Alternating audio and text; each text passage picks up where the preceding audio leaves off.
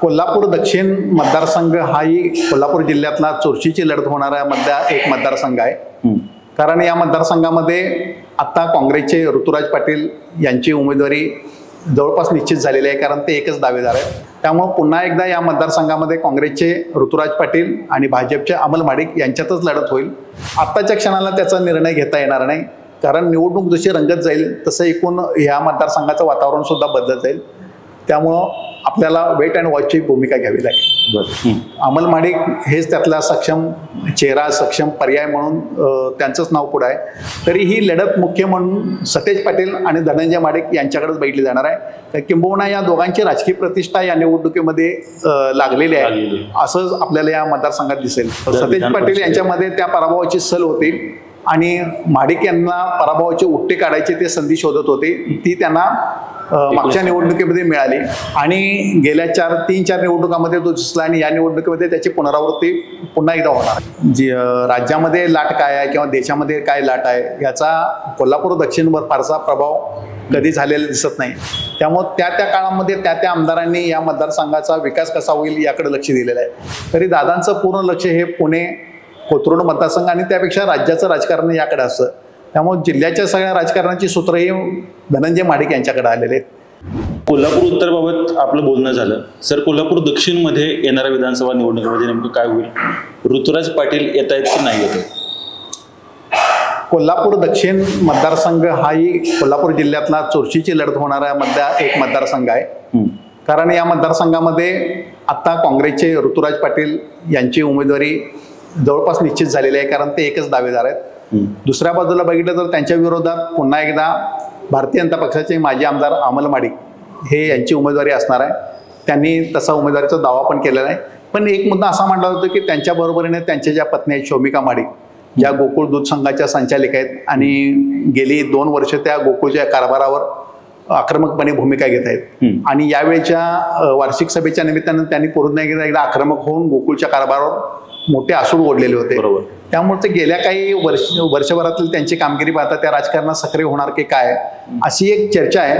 परंतु एकूण उमेदवारी मात्र अमल माडिक यांच्याकडे जाईल असं दिसतंय. त्यामुळे पुन्हा एकदा या मतदारसंघामध्ये काँग्रेसचे ऋतुराज पाटील आणि भाजपचे अमल माडिक यांच्यातच लढत होईल.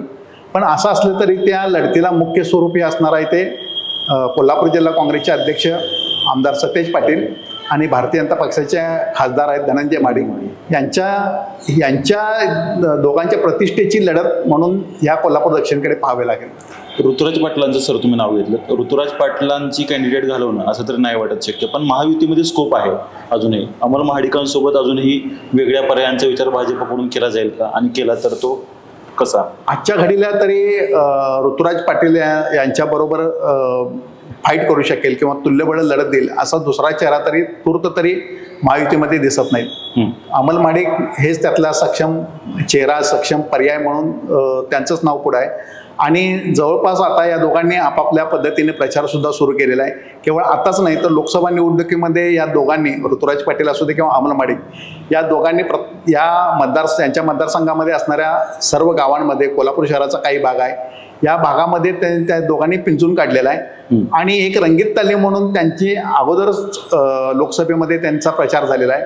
किंबहुना तेव्हा सेमीफायनल झाले होते आणि आता विधानसभेची त्यांच्यामध्ये अंतिम लढत फायनल होईल असंही आपल्याला दिसतंय.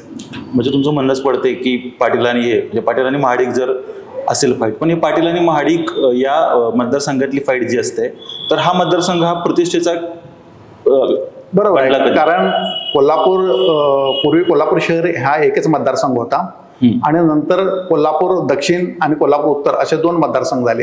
ते झाल्यापासून या मतदारसंघामध्ये पाटील आणि महाडिक यांच्यामध्ये सतत लढत होताना दिसते. कारण या कोल्हापूर दक्षिणमध्ये पूर्वी एकदा सतेज पाटील आणि धनंजय माडिक यांच्यामध्ये लढत झालेली होती. तेव्हा सतेज पाटील यांनी विजय मिळालेला होता आणि नंतर पुढच्या निवडणुकीमध्ये परत एकदा सतेज पाटील या निवडणुकीमध्ये राहिलेले होते. तेव्हा माडिकने आपला उमेदवार बदललेला होता आणि अमल माडिक यांना या मतदारसंघामध्ये उमेदवारी दिली होती. आणि 15-3 आठवड्याच्या काळामध्ये अमल माडिक यांनी जी तयारी केलेली होती त्या तयारीच्या आधारे ते या मतदारसंघामध्ये विजय झालेले होते आणि सतेज पाटीलना त्या उमेदवारीमध्ये मोठा धक्का बसलेला होता. आणि किंबहुना जिल्ह्याच्या राजकारणातनं त्यांना बाजूला व्हावं राहिलं होतं. परंतु पुढची निवडणूक आली तेव्हा सतेज पाटील यांच्यामध्ये त्या पराभवाची सल होती आणि महाडिक यांना पराभवाचे उट्टे काढायचे ते संधी शोधत होते. ती त्यांना मागच्या निवडणुकीमध्ये मिळाली आणि या निवडणुकीमध्ये सतेज पाटील यांनी आपले पुतणे ऋतुराज पाटील यांना उभा केलेलं होतं आणि ऋतुराज पाटील या मतदारसंघामध्ये चांगल्या मोठ्या मताधिक्याने विजयी झालेले होते आणि अमल महाडिक यांना पराभूत व्हावं लागलं होतं. तर या मतदारसंघामध्ये जवळ एकदा महाडिकांचा विजय, एकदा पाटील यांचा विजय अशा स्वरूपाचं चित्र राहिलेलं आहे. त्यामुळं पुन्हा एकदा या मतदारसंघामध्ये महाडिक आणि पाटील अशीच लढत होणार आहे. परंतु चेहरा जरी ऋतुराज पाटील आणि अमल महाडिक जर असला तरी ही लढत मुख्य म्हणून सतेज पाटील आणि धनंजय महाडिक यांच्याकडेच बघितली जाणार आहे. तर किंबहुना या दोघांची राजकीय प्रतिष्ठा या निवडणुकीमध्ये लागलेली आहे असं आपल्याला या मतदारसंघात दिसेल. 2014 आताचा जो होता तर मागचा विचार केला तर भाजपचं काहीच नाही सध्या. म्हणजे भाजपची लाट जी काही असते अशातला भाग नाही, मोदीची लाट असते अशातला भाग नाही आहे. त्यातल्या त्यात काँग्रेसचा जो निकाल आहे म्हणजे ज्यांच्याच बाजूने लागलेला आहे म्हणजे पूर्णतः काँग्रेसच्याच बाजूने ही आहे वातावरण आहे.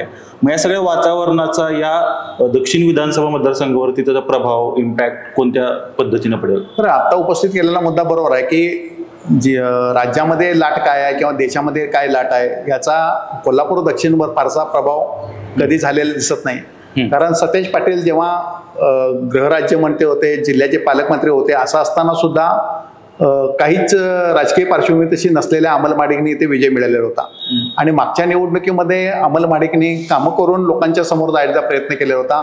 तेव्हा नवा चेहरा असलेल्या ऋतुराज पाटीलनी विजय मिळालेला होता. कारण त्याच्या आधी सुद्धा झालेल्या निवडणुकीमध्ये मोदींच्या माध्यमातून भारतीय जनता पक्ष पुन्हा एकदा सत्तेवर आलेलं होतं आणि त्यानंतर ही निवडणूक झालेली होती. असं असताना सुद्धा या मतदारसंघामध्ये काँग्रेस पक्षाने विजय मिळवलेला होता.